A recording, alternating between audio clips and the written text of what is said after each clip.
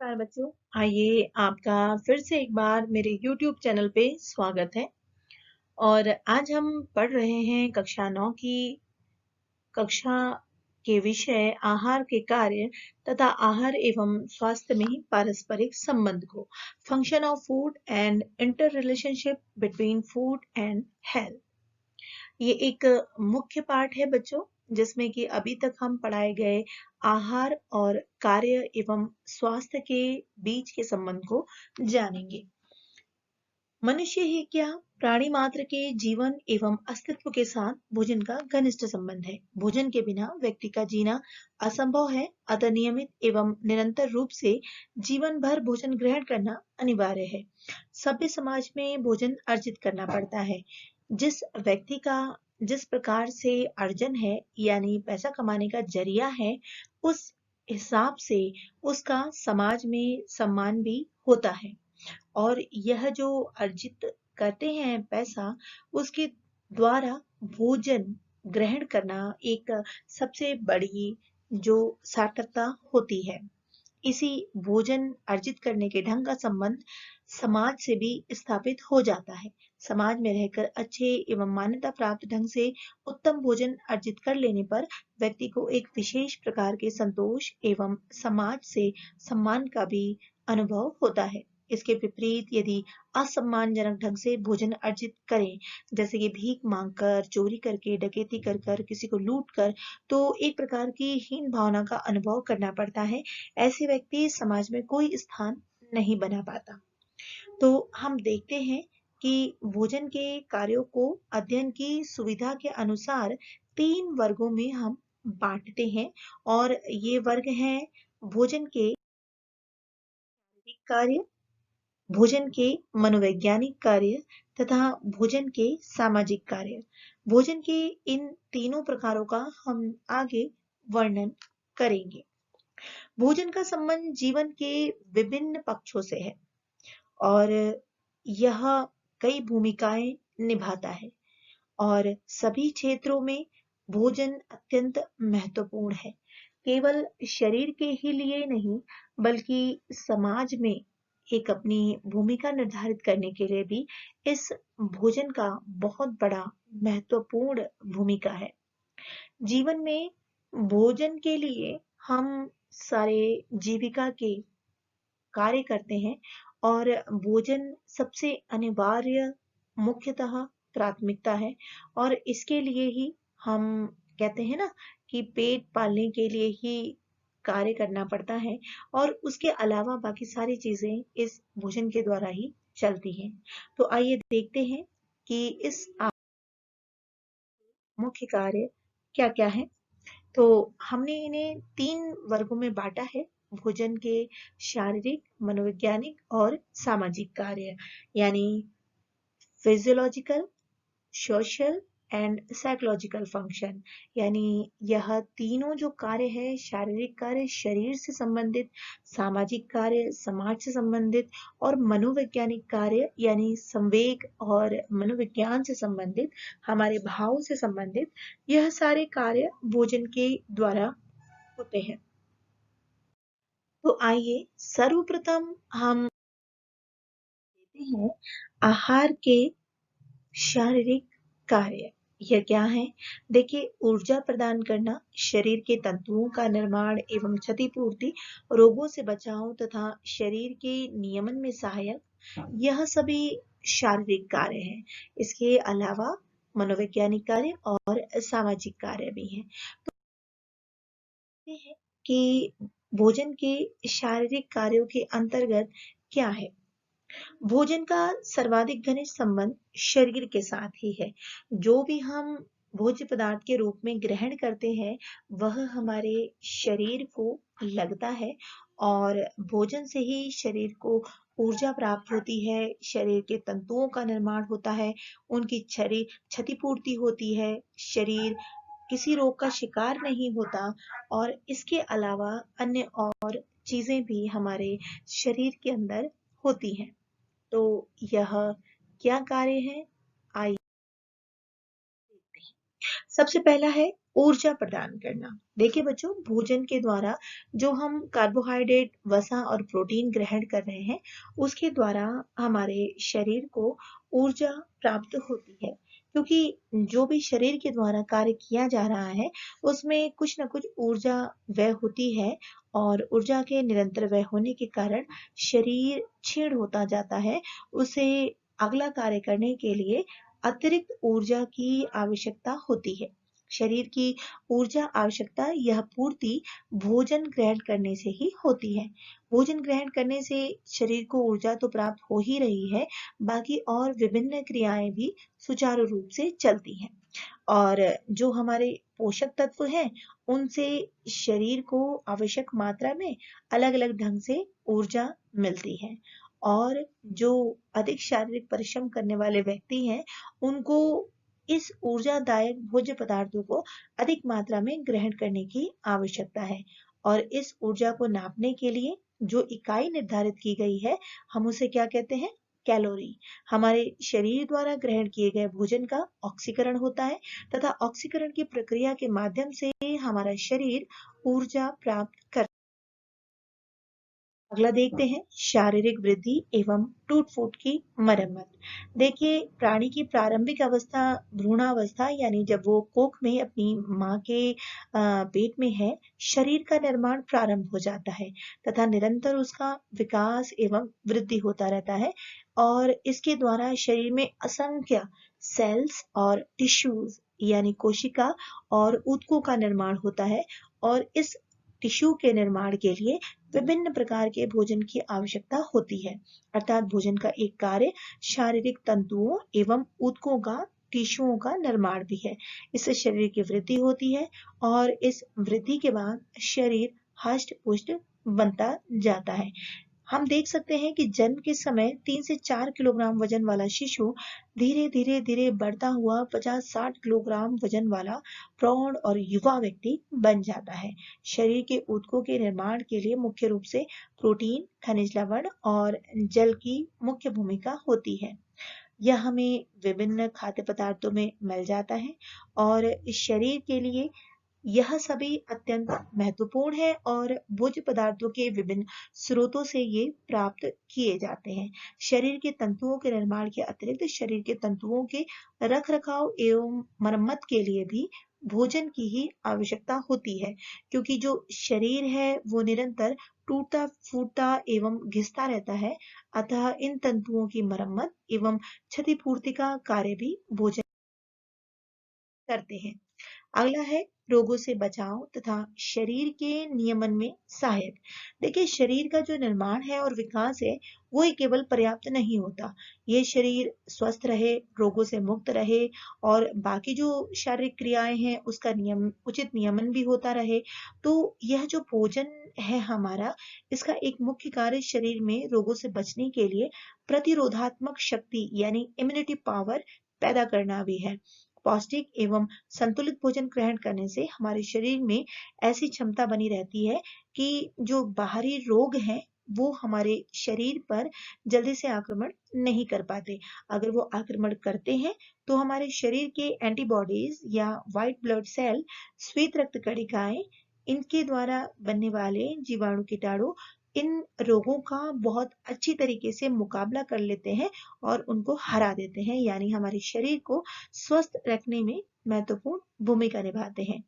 हमारे शरीर में विभिन्न हार्मोन्स, एंजाइम्स तथा रसों का भी निर्माण होता है, जिनसे शरीर की क्रियाओं का नियमन होता रहता है। इन नियामक तत्वों के निर्माण का कार्य भी ये भोजन ही करते हैं।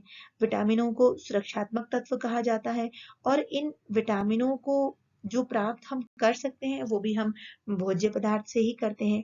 तो आहार रोगों से बचाने के लिए भी अत्यंत महत्वपूर्ण है। अगला है हमारा भोजन के मनोवैज्ञानिक कार्य।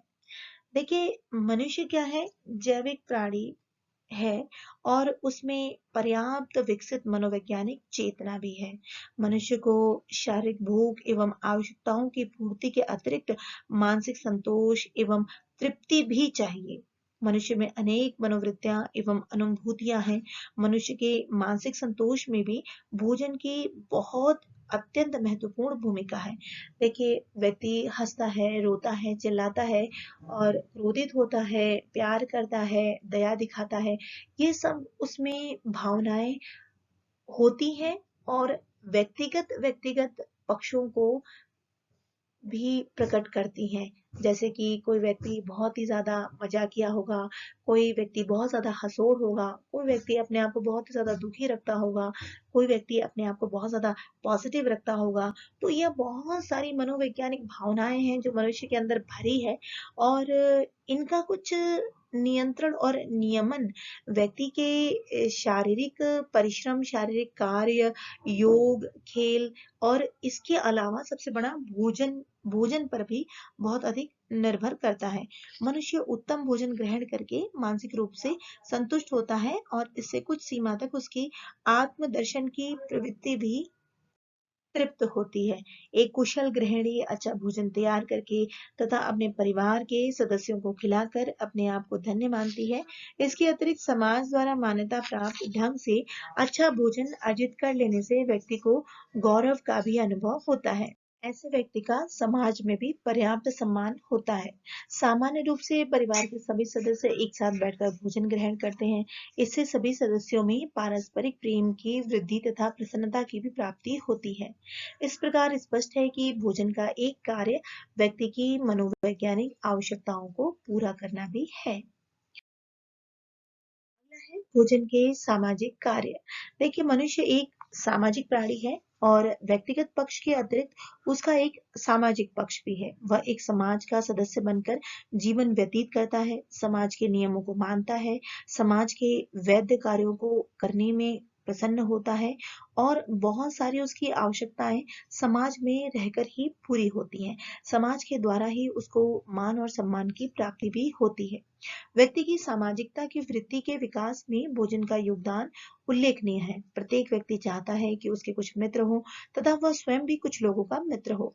समाज में मित्रता के विकास के लिए प्रीति भोज, लंच, डिनर का आयोजन विशेष रूप से सहायक होता है। जब हम किसी के घर प्रीति भोज में सम्मिलित होने जाते हैं तो या हमारे घर पर कोई आता है तो परस्पर मैत्री संबंध अधिक घनिष्ठ बनते जाते हैं। इसके अतिरिक्त भोजन के माध्यम से ही आपस में सहयोग की भावना का भी विकास होता है।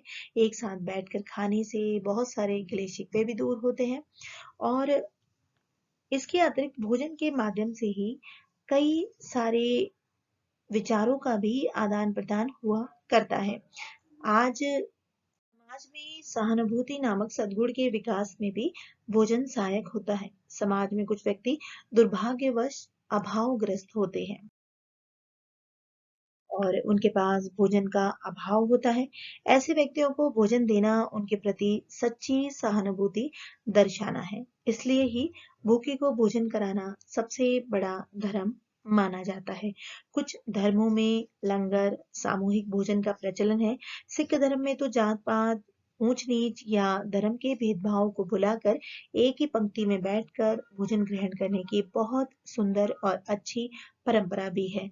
हमारे बहुत से सामाजिक पर्वों तथा त्योहारों आदि में भोजन का बड़ा दीपावली, होली तथा ईद आदि त्योहारों के अवसर पर आपस में मिठाइयों का आदान प्रदान प्राय सभी समुदायों में हुआ करता है। इस प्रकार स्पष्ट है कि जीवन के प्राय सभी क्षेत्रों में भोजन का अत्यंत महत्व है।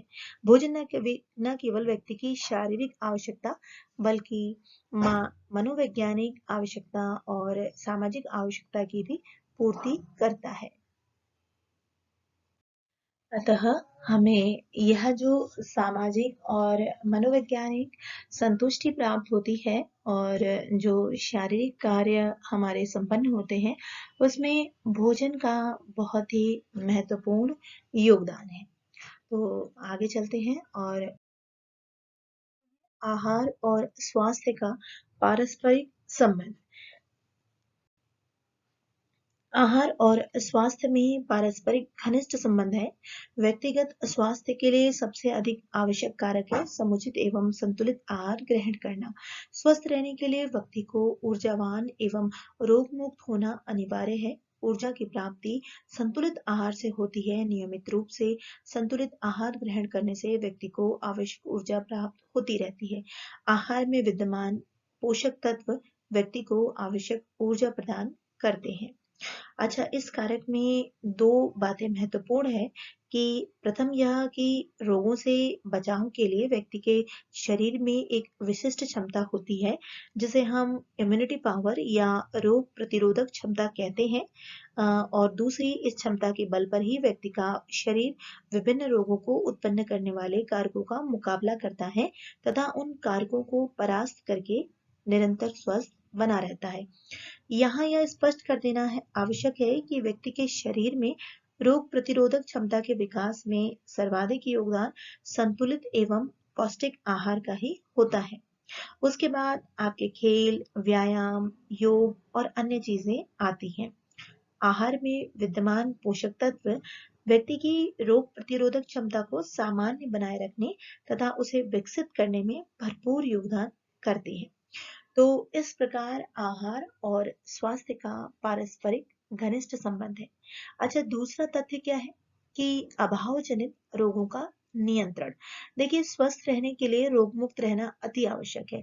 रोगों की उत्पत्ति संबंधी कारकों का विश्लेषण करने से स्पष्ट होता है कि कुछ रोग तो संक्रामक तथा रोगाणुओं द्वारा उत्पन्न होने वाले हैं, परंतु ऐसे अनेक रोग भी हैं जो शरीर में पोषक तत्वों की कमी या अभाव के कारण होते हैं। इन रोगों को हम अभाव जनित रोग कहते हैं। अभाव जनित रोग का अर्थ है कि जब हम अपने भोज्य पदार्थों में संतुलित मात्रा में जो चीजें, जो पोषक तत्व हमें चाहिए, वो हम ग्रहण नहीं करते। वो क्योंकि हमें स्वादिष्ट नहीं लग रहा, वो क्योंकि हमें उपलब्ध नहीं हो रहा है, या फिर हम बहुत ज्यादा चूजी हैं, मतलब कि चूज करना, यानी हम ये खाएंगे, वो नहीं खाएंगे, वो ऐसा बना है, इसमें ऐसा ज्यादा है। तो इस प्रकार अगर हम करते हैं तो हमें पोषक तत्व पूर्ण मात्रा में अपने भोज्य पदार्थों में नहीं मिलते और हमें अभाव जनित रोग हो जाते हैं। जैसे कि विटामिन सी की कमी से स्कर्वी हो जाता है, आयोडीन की कमी से घेंगा नामक रोग हो जाता है। तो इस तथ्य को ध्यान में रखते हुए कहते हैं कि जो संतुलित आहार है उसको ग्रहण करना ही चाहिए, और उसको ग्रहण न करने से क्या हो जाएगा कि अभाव जनित रोग हो जाएगा। और उस स्थिति में व्यक्ति के उपचार के लिए उसके आहार में संबंधित पोषक तत्व की मात्रा बढ़ा दी जानी चाहिए। इससे व्यक्ति अभाव जनित रोग से मुक्त हो जाता है। इस स्थिति में व्यक्ति को किसी औषधि की आवश्यकता प्राय नहीं होती। इस तथ्य के आधार पर भी कहा जाता है कि आहार तथा स्वास्थ्य का घनिष्ठ संबंध है। आइए जानते हैं हम ऐसे क्या रोग हैं जिनकी कमी का उपचार करने से हम आसानी से उस रोग पर विजय पा सकते हैं। तो देखते हैं कि संतुलित मात्रा की अगर हम बात करते हैं, पोषक तत्वों की बात करते हैं, तो व्यक्ति की आयु, रुचि और कार्य के अनुसार ही हम निर्धारित करते हैं कि कितना पोषक तत्व किस व्यक्ति को दिया। तो सबसे पहले हम बात करेंगे प्रोटीन की कमी के कारण होने वाले रोग, जो कि बहुत महत्वपूर्ण है, और इससे व्यक्ति की रोग प्रतिरोधक क्षमता घटने लगती है और व्यक्ति विभिन्न रोगों का शिकार हो जाता है। सबसे पहले तो उसकी शारीरिक वृद्धि अवरुद्ध हो जाती है। उसको क्षुधा, एडिमा, हंगर ओएडिमा या पेलेग्रा, यकृत संबंधी रोग, और सबसे भयंकर जो रोग है क्वाशरकर और मेरेस्मस रोग हो जाते हैं। और वयस्कों में प्रोटीन की कमी के कारण स्वास्थ्य को दुर्बल बनाने वाले जो कारक हैं वो कैसे हो जाते हैं, प्रबल हो जाते हैं, और वो अपना प्रभाव डालने लगते हैं। और हम इस रोगों के बारे में अपने पुराने आहार वाले पाठ में पढ़ चुके हैं। तो अगला हम देखते हैं कि कार्बोहाइड्रेट की कमी का क्या प्रभाव पड़ता है।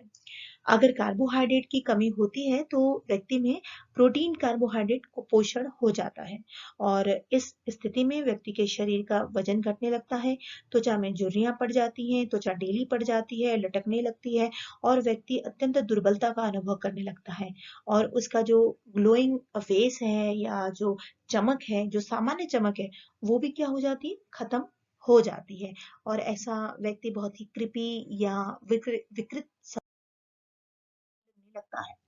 अब अगला देखते हैं कि वसा की कमी का स्वास्थ्य पर क्या प्रभाव पड़ता है। अगर वसा ना ढंग से मिले, वसा संतुलित आहार में सही मात्रा में ना हो, तो शरीर की वृद्धि पर इसका प्रतिकूल प्रभाव पड़ता है। इससे भी व्यक्ति की त्वचा खुरदुरी हो जाती है और व्यक्ति के पैरों में सूजन आ जाती है और शरीर में ऊर्जा की कमी हो जाती है, उसकी चुस्ती फुर्ती घटने लगती है, वह शीघ्र थकान का अनुभव करने लगता है और वसा न होने से व्यक्ति के शरीर में जो वसा घुलित विटामिन है, फैट सॉल्युबल विटामिन है, उनकी भी कमी होने लगती है क्योंकि हम ये जानते हैं कि जो फैट सॉल्युबल विटामिन हैं वो कहाँ पर स्थिर होते हैं, कहाँ पर स्टोर होते हैं, वसा में, फैट में, शरीर के अंदर जो फैट होगा। अगर ये फैट या वसा ही शरीर के अंदर कम होने लगेगा, नहीं होगा, तो ये विटामिन कैसे रहेंगे, कैसे स्टोर होंगे, तो इनकी भी स्वाभाविक रूप से कमी होने लगती है। ये देखते हैं कि खनिज लवण की कमी के कारण क्या रोग होते हैं। यह भी बहुत प्रतिकूल प्रभाव पड़ता है, शरीर की वृद्धि रुक जाती है, व्यक्ति की त्वचा खुरदुरी हो जाती है, उसमें विकार आ जाता है और इससे क्या कहते हैं, जो खनिज लवण है उससे बहुत सारे निर्माण और नियामक कार्य संपन्न होते हैं और इन सभी बहुत ही बुरा प्रभाव पड़ता है। जैसे कि कैल्शियम के बारे में अगर हम बात करें, तो कैल्शियम की कमी के कारण हड्डियां और जो दांत है वो कैसे हो जाते हैं, ढीले हो जाते हैं और दुर्बल हो जाते हैं, अस्थि विकृति नामक, रिकेट्स नामक रोग हो जाता है। और यदि महिलाएं गर्भावस्था में कैल्शियम की कमी का सामना करती हैं तो उन्हें ऑस्ट्रोमलेशिया या ऑस्टोपोरोसिस नामक गंभीर बीमारी हो जाती है। और अगर वृद्धावस्था में कैल्शियम की कमी है, तब तो आप ये समझिए स्वास्थ्य पर गंभीर प्रभाव पड़ता है और हल्की सी ही चोट से उनकी हड्डियां टूट जाती हैं और ऐसी हड्डियां वृद्धावस्था होने के कारण और कैल्शियम की कमी होने के कारण या तो जुड़ती ही नहीं या फिर अगर जुड़ती भी हैं तो बहुत ज्यादा समय लगाती हैं और इतना ज्यादा समय लगने से जो रोगी है बहुत ज्यादा खींच जाता है, बहुत ज्यादा परेशान हो जाता है। अगला बात करेंगे हम फास्फोरस की। तो इसकी कमी होने से कैल्शियम की कमी होने लगेगी और स्वास्थ्य पर प्रतिकूल प्रभाव पड़ने लगेगा। अगर हम बात करें आयरन या लोहे की कमी की, तो जाहिर सी बात है सीधा सीधा एनीमिया या रक्त अल्पता नामक रोग हो जाएगा और इस रोग होने के कारण बहुत सारे प्रतिकूल प्रभाव शरीर में पड़ने शुरू हो जाएंगे और हम जानते हैं कि भारतवर्ष एनीमिया के सबसे ज्यादा रोगी पाए जाते हैं। आगे बात करते हैं हम आयोडीन की। तो आहार में आयोडीन की कमी के परिणाम स्वरूप थायराइड ग्रंथि की क्रियाशीलता प्रभावित होती है तथा व्यक्ति घेंगा या गॉइटर नाम के रोग का शिकार हो जाता है और आयोडीन की कमी से बहुत सारा शारीरिक एवं मानसिक प्रतिकूल प्रभाव भी पड़ता है। जबकि सोडियम सोडियम की कमी हो या ज्यादा अधिक मात्रा में अगर हम लेने लगे तो दोनों ही बुरा प्रभाव डालते हैं। कमी होने से शारीरिक वृद्धि पर बुरा प्रभाव हो जाता है और यदि अधिक हो जाए तो एडिमा और उच्च रक्तचाप यानी हाई ब्लड प्रेशर तक की समस्या उत्पन्न हो। आगे बात करते हैं क्लोरीन की। तो क्लोरीन की कमी के कारण शरीर में अम्ल एवं क्षार का संतुलन बिगड़ जाता है, यानी पीएच बैलेंस गड़बड़ा जाता है और इसका स्वास्थ्य पर प्रतिकूल प्रभाव। वहीं पोटेशियम पोटेशियम की कमी के कारण व्यक्ति की मांसपेशियां कमजोर हो जाती हैं और शरीर की चुस्ती घटने लगती हैं और मैग्नीशियम की कमी के कारण हाथ पांव कांपने लगते हैं, हाथ पांव में ऐंठन रहने लगती हैं और उनमें आक्षेप भी हो जाता है। गंभीर स्थिति में डेनेरियम के भी लक्षण दिखाई देने लगते हैं। आइए बात करें विटामिनों की कमी का स्वास्थ्य पर क्या प्रभाव पड़ता है। तो इनका भी प्रतिकूल प्रभाव पड़ता है क्योंकि ये हमारे शरीर के लिए सुरक्षात्मक तत्व हैं, ये होने अनिवार्य हैं।